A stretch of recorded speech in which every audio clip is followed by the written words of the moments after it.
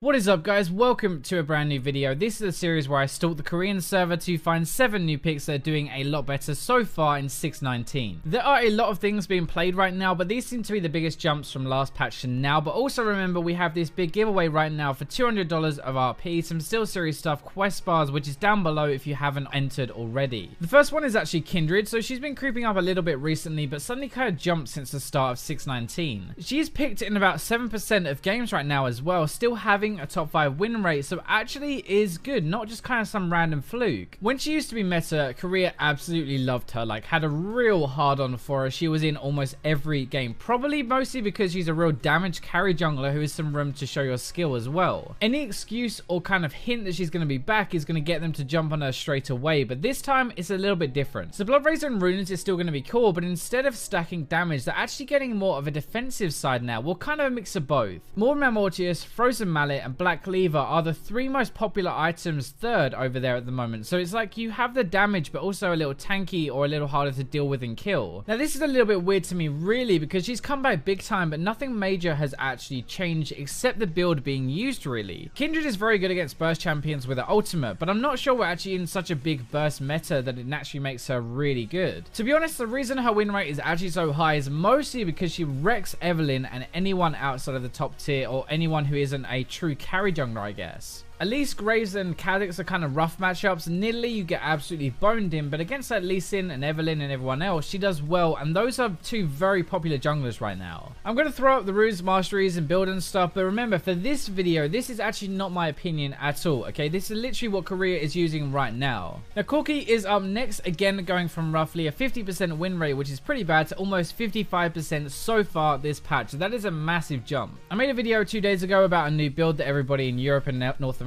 is using right now with the Gunblade build, and actually while it is kind of in Korea, like they're still going with the crit side of things. The most popular build at the moment for them is actually Triforce, Essence Reaver, Infinity Edge, and Rapid Fire Cannon. Now that is nothing like what we do over here really. The whole idea really is to stack cooldown reduction, crit, and AD on him and just try to burst people as fast as they can. It is kind of the same as we're used to over here though, like for the general game I guess, like good early and then kind of bad at 6 items late game. Because your damage is almost just half and half, like half AD, half magic, once they get armor and magic resist on the enemy team, you basically have to build a Void Staff and a Last Whisper to cope, and that's not really going to happen very often. It is the package though that is making him so much better over there. So roaming around constantly and snowballing the game more than anything. Your damage if you get ahead is insane, so that is definitely helping as well, but part of this has to be like the surprise factor. People are just not used to dealing with the constant pressure yet. Like it was the same with Talia, right? If you remember when she first exploded out, she'd like constantly surprise roam all the time, but after a few patches people got used to it. She was still strong after that, but her roams were not as effective, and I'm guessing that is going to be kind of the same thing with Corki. He is still a bugger to deal with though, and like the amount of damage you can output means you can carry super hard, and that is what Korea love.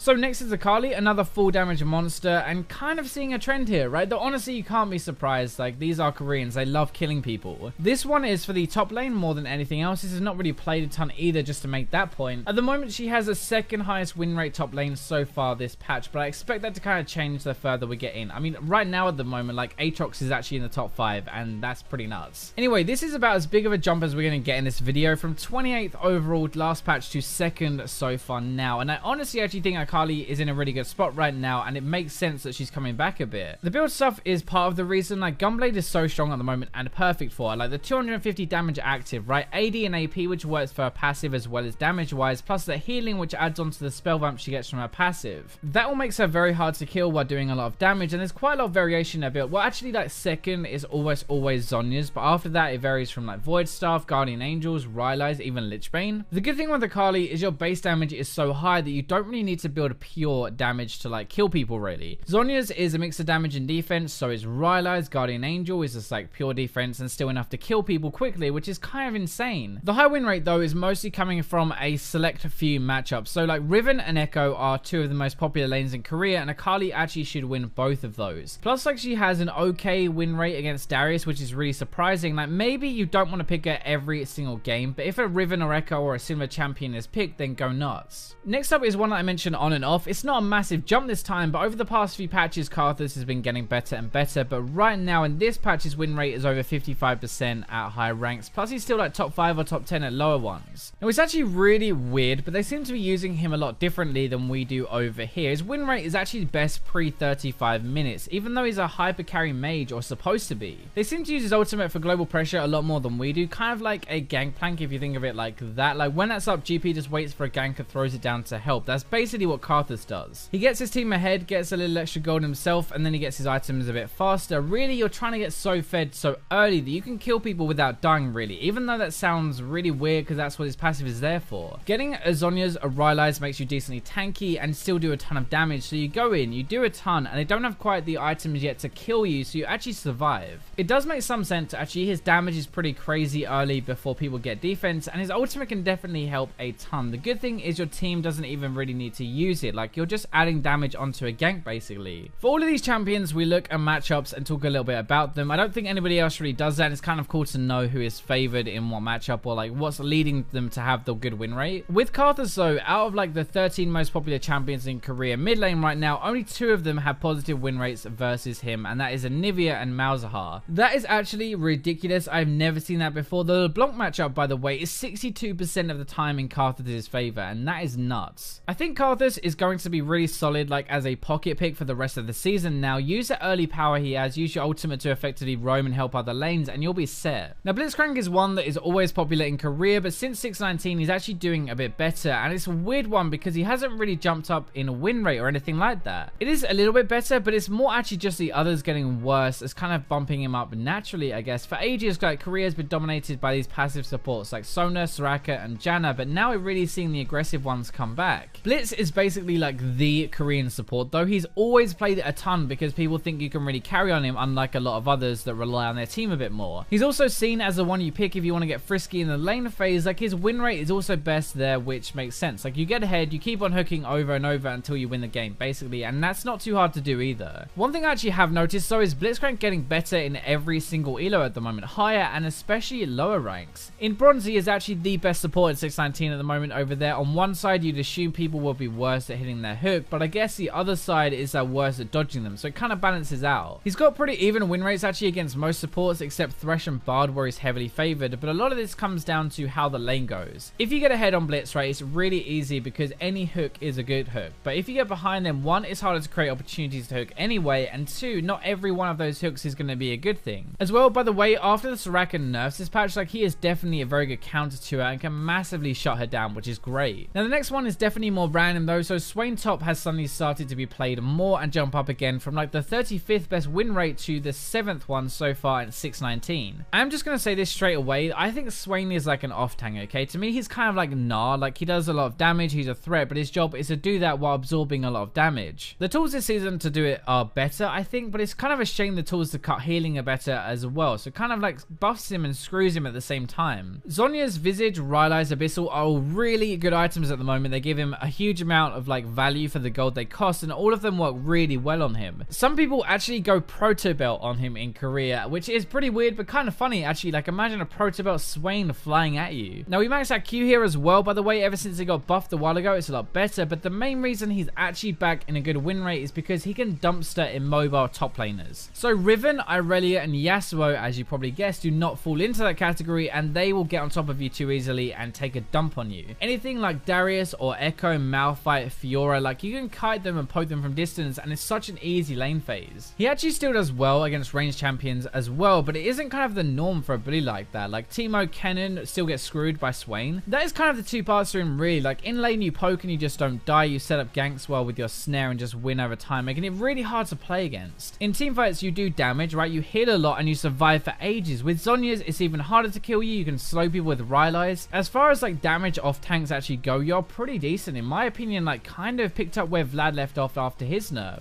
He is a lot like a Carly though. You don't want to pick this in every single game. If they have loads of mobility or can outrange you, then it'll probably be a very bad game. But if not, then you should be good. Now the final one is a little bit more common, I think, but Jax has made an appearance in the top 5 win rates for top lane at the moment, and even at lower ranks he is doing really well as well. The builds are the most interesting thing for me, at least, because they've changed a lot this patch, and we're seeing like Bruiser Jax start to come back now rather than full damage. Gunblade is way more popular on him now, sometimes even picking it up before a Triforce. Either way, those two are normally the first 2 items, and then it goes into things like Sterix, Randuin's, maybe even Guardian Angel. The idea really is to get all of this damage and healing with the 2 offensive items, and then try to survive for as long as possible while still attacking and doing damage. Sterix actually buffs the Triforce damage, by the way, because the Sheen goes off base AD, which is what Sterix increase. It also gives you that big shield. Randuin's is health, armor, and slows their attack speed, so you can win most duels. Also slows them down if you try and chase them. We've been seeing a lot more of him recently, and these 3 items just seem to make his mid game insanely good. It actually seems like when you're at like 3 or 4 items, you're going to be the strongest you'll be in that game. Normally we think of like a 6 item Jax as a hyper carry, but Triforce Gunblade with Sterix and Randuin's is basically unkillable, tanky with insane damage, and the good thing is that you can easily dive, split push, and team fight. It's much more of a well-rounded build than anything we've seen before, and I expect this to kind of leak into our games over here pretty soon. As a quick side note before we end, like Jungle Jax is doing pretty decently as well. Not as good as top by far, but I think the champion in general is a lot stronger than most people realize after all these meta tops got nerfed. Anyway, I hope you guys enjoyed the video. Let me know what you think of these picks. Thank you for watching, and as always, I'll leave you with the robots.